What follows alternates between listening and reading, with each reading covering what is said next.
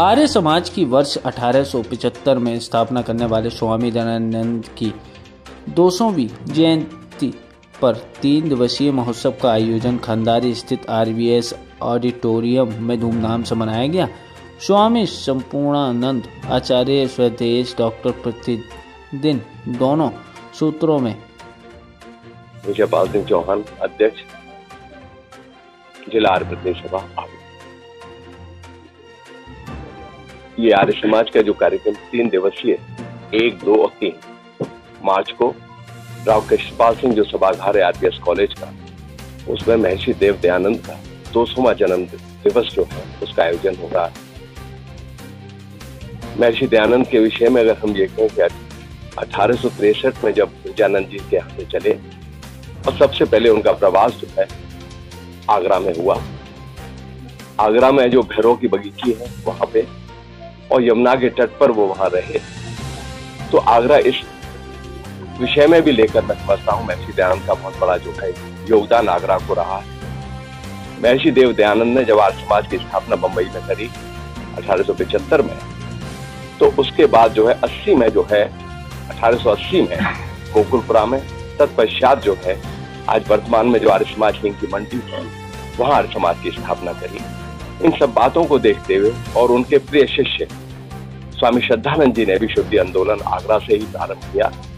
इन सब चीजों को महर्षि दयानंद का चूंकि 200 वर्ष का जन्मदिन है, सभी आर्य समाज जो आगरा की 40 आर्य समाजों के करीब हैं, देहात की आर्य समाजें हैं और हमारे आसपास के जनपद के जो है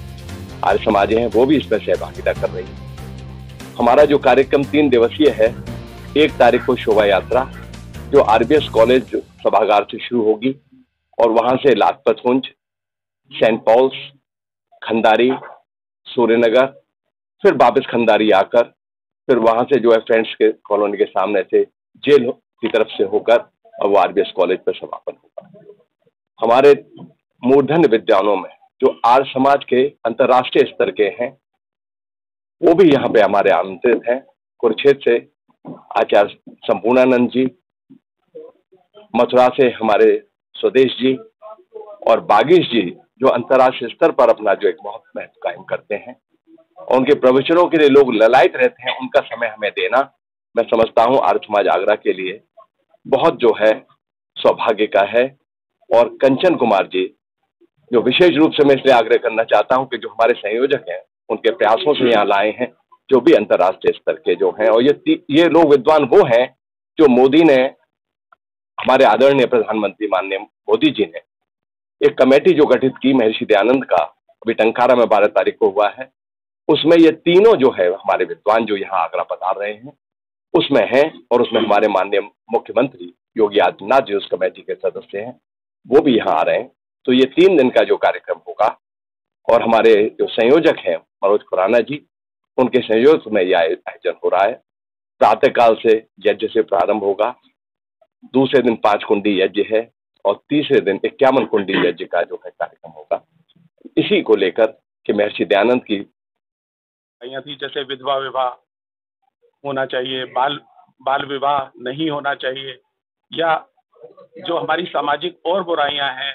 जाति प्रथा, उसको दूर किया और वेदों को दोबारा से लौटने की जो परंपरा थी वो महर्षि दयानंद के प्रयासों से ही हो पाई। शायद बहुत कम लोग जानते होंगे कि स्वदेश का नारा जो सबसे पहले दिया था महर्षि देव दयानंद सरस्वती ने दिया था। तो उसी महर्षि देव दयानंद सरस्वती जिन्होंने सनातन संस्कृति को जागृत किया, जिन्होंने वैदिक सनातन संस्कृति को दोबारा से लाए, पाखंड पूरे देश में व्याप्त था, मैं काले जिसकी शिक्षा पद्धति बिल्कुल दूषित थी और समाज को विकृत कर रही थी और समाज को उस ओर ले जा रही थी जो दूसरा रास्ता था, उन्होंने कहा नहीं, वेदों की ओर लौटो और मार्ग काले की पद्धति को ही उन्होंने समाप्त करने का प्रयास किया कि हमारे यहाँ वैदिक संस्कृति ही सर्वोपरि होनी चाहिए और हमारा देश सनातन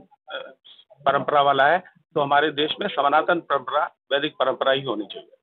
तो इसी उद्देश्य को लेकर महर्षि दयानंद का, क्योंकि 200वां जन्मदिन है,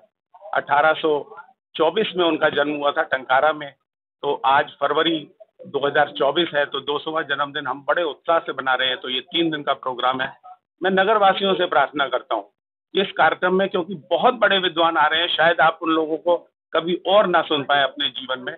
तो इतने बड़े विद्वानों का एक साथ आगरा आगमन और आरबीएस कॉलेज के प्रांगण में हम लोग ये 3 दिन का कार्यक्रम जो रविवार को दोपहर में समाप्त हो जाएगा, तो इस कार्यक्रम में सभी से निवेदन है कि पूरी संख्या में आए। हम सबके लिए तैयार हैं और सबका स्वागत करने के लिए तैयार हैं। आप लोग आइए कृपया करके। धन्यवाद।